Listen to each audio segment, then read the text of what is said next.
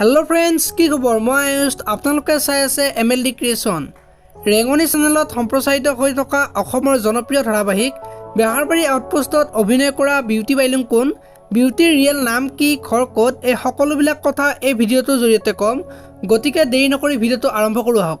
Beauty বাইলুঙৰ প্ৰকৃত নাম হৈছে চুমকি কছাৰী।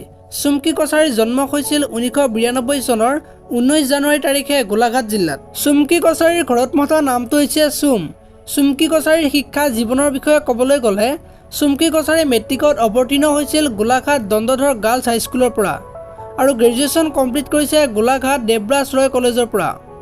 চুমকি কছাৰীৰ পৰিয়ালৰ বিষয়ে ক'বলৈ গ'লে চুমকি কছাৰীৰ ঘৰত 5জন সদস্য আছে। চুমকি কছাৰীৰ লগতে মাক দেউতাক আৰু দুজনী ভণ্টি আছে। অভিনয়ৰ প্ৰতি আগ্ৰহী চুমকি কছাৰীয়ে সৰুৰে পৰা বিভিন্ন নাটক আৰু গানত অভিনয় কৰিছে। চুমকি কছাৰীৰ হাইট আৰু ৱেটৰ বিষয়ে ক'বলৈ গ'লে চুমকি কছাৰীৰ হাইট হৈছে 5 ফুট 5 ইঞ্চ আৰু ৱেট হৈছে 78 কেজি। চুমকি কছাৰীৰ অভিনয় চাই কেনেকুৱা পায় কমেণ্ট কৰি জনাব।